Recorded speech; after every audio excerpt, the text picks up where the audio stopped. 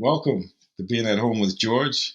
I'm excited to be here, and I'd like to begin the way we usually begin by saying yes to life, embracing whatever comes up, generating a hope, saying yes to it.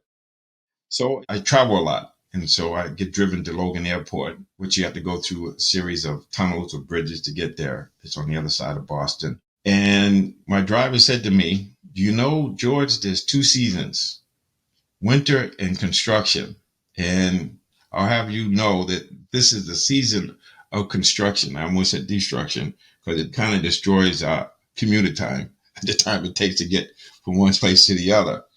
And so to go through Logan Airport, it has been challenging since the beginning of the summer before, because one of the tunnels, Sumner Tunnel, has been closed on Friday nights at 11 p.m.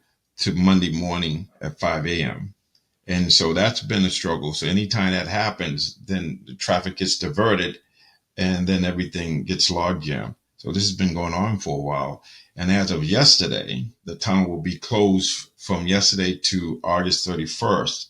And so that's going to be a major challenge for us, that season of construction, because now you have people going to the beach, you have people going to the airport. And now one of the ways to leave the airport and head back to Boston is no longer going to be available, not just Friday to Monday morning, but for the whole 7 days a week. So that's a very challenging situation. And there's various construction projects going on. I know where I live, there's a construction project where one of the streets that I would go down to get to my street was blocked off. And sometimes it's not consistent. It's like it could be there one day and not the next. And then you have to go all the way down and go maybe a mile out of your way to get there. And so this idea of how can we be, or how am I being in this season of construction? And so to me, what's really important is this idea of being in a space where I'm not trying to make things happen. I'm allowing things to happen, or I'm seeing things, being aware of this is what it is, accepting it, and then making the compassionate choices to that. But what I found very helpful is to come from what I would call the eye of the hurricane, or a place of rest, where there's this ability to create space between stimulus and response and choose a way of being that has to do with being aware, being relaxed, and being ready to act. And so what do I mean by that?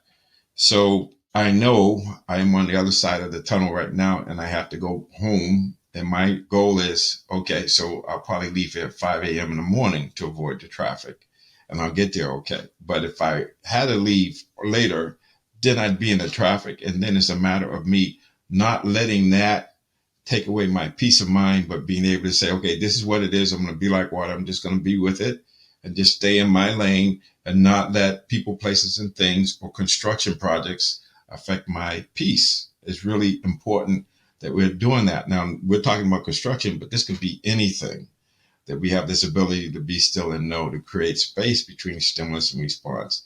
And it's always about being aware. Yeah, this is what's happening, then accepting it. And once I accept it, then I can alter or change how I'm going to approach it.